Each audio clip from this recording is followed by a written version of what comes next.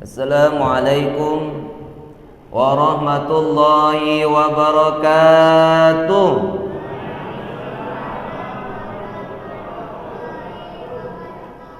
Alhamdulillahi rabbil alamin. Wassalatu wassalamu ala ashrafil anbiya'i wal mursalin, Sayyidina wa nabina wa habibina wa syafi'ina wa zuhrina Muhammadin wa ala alihi wa sahbihi rasulillahi ajma'in. Asyhadu an la ilaha illallah wahdahu la syarika lah, wa asyhadu anna Muhammadan abduhu wa rasuluh sallallahu alaihi wasallam la nabiyya ba'da. Subhanaka la ilma lana illa ma 'allamtana innaka antal alimul hakim. Rabbi ishrah li sadri wa yassir li amri wahlul 'uqdatam min lisani yafqahu qawli. Bapak-bapak dan juga ibu-ibu, para orang tua kami jamaah Masjid Al-Qadariyah, jamaah salat sunat tarawih malam yang ke-22 Ramadan. Mudah-mudahan kita semua diberikan oleh Allah kesehatan. Mari kita bersyukur dengan alhamdulillahi rabbil alamin. Bersalawat buat Nabi Allah Muhammad sallallahu alaihi wasallam. Allahumma salli ala Sayyidina Muhammad wa ala ali Sayyidina Muhammad. Assalamualaikum ya Rasulullah. Mari kita awali majlis ilmu ini dengan membaca Bismillah. Bismillahirrahmanirrahim. Judul santapan rohani Ramadan kita malam yang ke-22 ini adalah menjenguk atau mengurus orang sakit. Kalau dilihat orang ini banyak. Kalau disebut dengan orang hukumnya sunat. Kalau disebut dengan orang tua hukumnya wajib. Berdasarkan riwayat Rasulullah SAW bersabda, apabila seseorang datang menjenguk orang yang sakit, maka seolah-olah dia berjalan di taman-taman surga sambil memetik buah-buahan. Ketika dia berhenti, maka Allah berikan rahmat, curahkan kepadanya dengan begitu derasnya. Apabila dia datang menjenguk di waktu pagi, maka 70.000 malaikat mendoakannya. Malaikat rahmat mendoakan sampai waktu ke petang untuknya. Apabila dia menjenguk orang yang sakit di waktu petang, maka 70.000 malaikat rahmat mendoakannya sampai waktu pagi yang berikutnya. Hadis riwayat Tirmizi. Berarti Bapak Ibu, orang tua kami yang dimuliakan Allah Subhanahu wa taala, menjenguk orang yang sakit hukumnya sunnah. Tapi sekarang orang sakit ragu kita nak datang. Rumah sakit banyak tutup. Tak boleh dijenguk. Sikit-sikit. Itulah dia. Maka kalau kita berbicara tentang mengurus orang yang sakit, apalagi orang tua, wajib. Apalagi orang tua kita dalam keadaan uzur, orang tua kita sudah dalam keadaan lanjut usia, wajib kita mengurusnya. Di dalam surat Al-Isra ayat 23 Allah katakan, A'udzu billahi minasyaitonir rajim. Wa qada rabbuka alla ta'budu illa iyyah wa bil walidaini ihsana. Bapak Ibu orang tua kami Allah Subhanahu wa taala, di dalam surat Al-Isra ini Allah menegaskan wajib kita berbuat baik, berbakti kepada orang tua kita, apalagi orang tua kita sudah lanjut usia, apalagi orang tua kita dalam keadaan sakit. Maka wajib kita menjaganya, wajib kita mengurusnya. Kenapa demikian?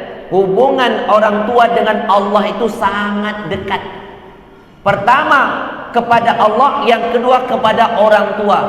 Wa qada rabbuka alla ta'budu illa iyyah. Engkau diwajibkan beribadah menyembah kepada Allah, hanya kepada Allah saja. Wa bil walidaini ihsana. Dan berbuat baiklah kamu kepada kedua orang tuamu. Bapak Ibu orang tua kami yang dimuliakan Allah Subhanahu wa taala, kalau berbicara tentang orang tua ini makhluk yang paling unik. Kenapa demikian? Karena ridho orang tua itu terletak kepada ridho Allah. Murkanya orang tua pun terletak kepada murkanya Allah. Maka kalau ingin mendapatkan ridho Allah, cari ridho orang tuamu. Kalau ingin mendapatkan murka Allah, carilah murka orang tuamu. Begitu dekat. Maka orang tua ini paling unik. Satu ketika sahabat datang, "Ya Rasulullah, izinkan aku untuk ikut berjihad denganmu ya Rasulullah, supaya aku bisa mendapatkan ridho Allah." Apa jawaban Nabi? "Kamu masih ada orang tua enggak?" "Masih ya Rasulullah." "Irzam rijlaiha fathammal jannah." Engkau urus orang tuamu, maka engkau akan mendapatkan surganya di situ. Artinya mengurus orang tua akan mendapatkan surganya di situ. Maka ada peribahasa, al jannatu tahta aqdamil ummahad. Surga itu terletak pada kedua kaki orang tuamu, telapak kaki orang tuamu. Artinya engkau urus saja orang tuamu, engkau rawat dia, engkau perhatikan dia, engkau tolong dia, engkau buat dia bahagia, fathammal jannah, maka engkau akan dapatkan surganya di situ. Bapak Ibu orang tua kami yang dimuliakan Allah Subhanahu wa taala. Kalau kita berbicara uniknya orang tua, apalagi orang tua dalam keadaan sakit, ketika kita ikhlas merawatnya, maka kita akan mendapatkan ridho Allah Subhanahu wa taala. Satu ketika ada 3 orang pemuda yang sedang berjalan di bawah gunung.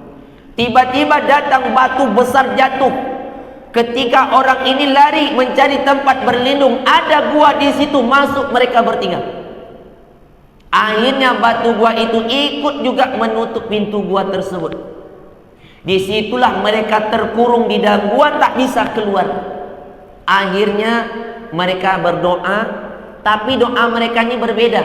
3 orang di antara salah satunya berdoa, "Ya Allah, aku memiliki orang tua yang sedang sakit ya Allah. Setiap aku pulang bekerja, aku selalu membawakan sesuatu untuk orang tuaku ya Allah. Aku selalu membawa segelas susu untuk ibuku ya Allah. Tapi ketika aku sampai di rumah ibuku, dia sudah tertidur. Aku tidak tega membangunkannya ya Allah. Aku tunggu sampai orang tuaku terbangun. Ketika dia terbangun, baru aku berikan susu itu kepada ibuku. Seandainya perbuatanku itu membuat ibuku senang ya Allah, membuat dia ridho kepadaku ya Allah, dan engkau juga meridhoinya ya Allah, maka aku minta ya Allah, perbuatan baikku itu tolong engkau bukakan pintu gua ini ya Allah." Akhirnya pintu gua itu bergeser Bapak Ibu.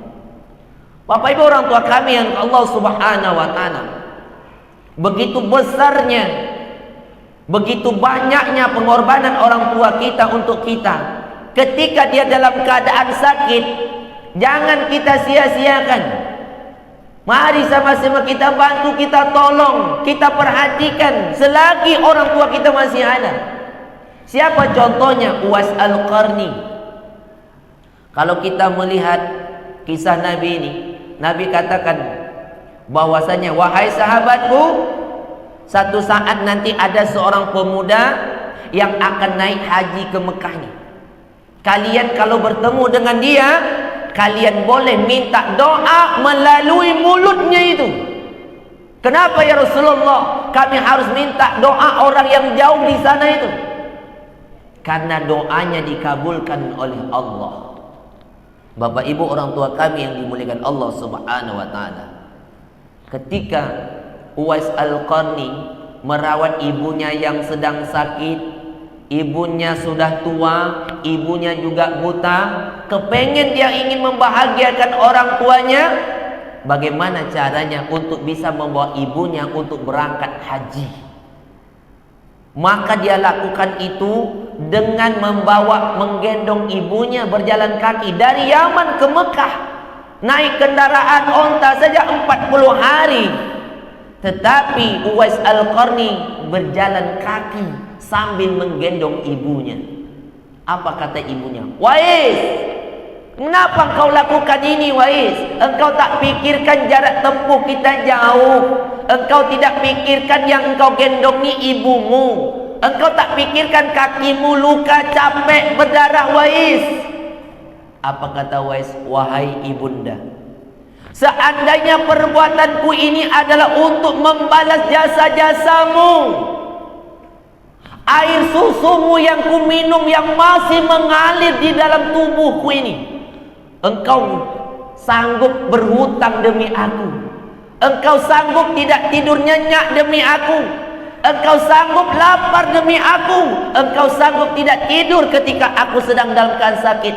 Sekiranya perbuatanku ini adalah untuk membalas jasamu, inilah yang akan kulakukan untukmu. Tapi tak mungkin terbalas dengan apapun. Bayangkan Bapak Ibu, kalaulah ada seorang anak mengerti betapa besarnya pengorbanan orang tua dalam membesarkannya, tidak akan mungkin tega-teganya ada anak sanggup mempenjarakan ibu kandungnya sendiri. Mungkin gara-gara harta, gara-gara dipotong kayu di depan rumahnya, ini tidak akan mencium bau surga. Coba apalagi ibu kita sedang dalam keadaan sakit, cuek, acuh, tak peduli. Maka dari itu Bapak Ibu orang tua kami yang dimuliakan Allah Subhanahu wa taala, ada seorang ulama yang berada di Jeddah. Dia sanggup mengurus ibunya, apapun yang dilakukan untuk ibunya, sementara saudara-saudaranya tidak peduli. Ketika ibunya meninggal dunia, menangis tak berhenti Bapak Ibu. Semua orang menasihatinya, janganlah engkau bersedih atas kematian ibumu yang sudah pergi, jangan ditangisi, doakan. Apa jawabannya? Aku menangisi ini bukan karena ibuku telah meninggal dunia. Terus pintu surgaku di dunia sudah tertutup satu. Allahu Akbar. Surga kita di dunia ini adalah dua pintu, pintu ayah dan pintu ibu. Jaga pintu itu. Kalau ayah meninggal dunia, tinggal satu pintu kita di surga dunia ini. Kalau kedua-duanya meninggal, tertutuplah pintu surga kita di dunia ini. Cari pintu lain untuk menuju surga. Maka dari itu Bapak Ibu yang dimuliakan Allah Subhanahu wa taala, terkadang kita menyesal ketika orang sudah tiada lagi. Orang tua kita sudah meninggal, hanya ada nama batu nisan aja yang kita ingat. Semua kenangan kita ingat. Kenapa? Kita ingin kembali menghidupkan orang tua kita, ingin membalas jasanya, ingin berbakti kepadanya, ingin membahagiakannya. Kalau boleh saya katakan Bapak Ibu, orang tua ini pembohong. Kenapa pembohong? Dia sanggup berbohong demi anaknya. Dia sanggup berhutang demi anaknya. Dia sanggup berkeringat, bercucuran air mata demi anaknya. Ketika orang tua kita sakit, bagaimana sikap anak? Apakah mau peduli? Apakah mau membantu? Apakah mau menolong? Coba, kalau jauh orang tua kita, telepon, tanya terus kabarnya, minta selalu doanya. Maka doa dari orang tua itu yang kita harapkan untuk kita. Ma, ayah, doakan saya selalu. Orang tua tidak pernah berhenti 5 waktu mendoakan untuk anaknya. Tetapi anak bagaimana? Apakah selalu ingat kepada orang tuanya? Mudah-mudahan kita bisa menjaga dan merawat orang tua kita yang masih ada. Bagi orang tua kita yang sudah tiada lagi, bagaimana cara kita berbuat baik kepadanya? Kita selalu doakan, bacakan Al-Quran untuknya, sedekahkan sesuatu untuknya, hajikanlah dia atau badalkan haji umroh untuknya, korbankanlah untuknya. Itu salah satu bentuk caranya membalas semua kebaikan orang tua kita yang telah berjasa dalam kehidupan kita. Maka dari itu Bapak Ibu orang tua kami yang dimuliakan Allah Subhanahu wa taala, maka wajib hukumnya bagi kita menjaga dan merawat orang tua kita selagi dia masih hidup, maupun dia dalam keadaan sudah sakit. Mari sama-sama, wajib bagi kita untuk menjaga dan merawat orang tua kita. Mudah-mudahan tausiah singkat ini bermanfaat buat saya pribadi, terutama kita yang hadir pada malam hari ini. Mari kita sama-sama akhiri dengan alhamdulillahirabbil alamin. Subhanakallahumma rabbana wa bihamdika asyhadu an la ilaha illa anta astaghfiruka wa atubu ilaik.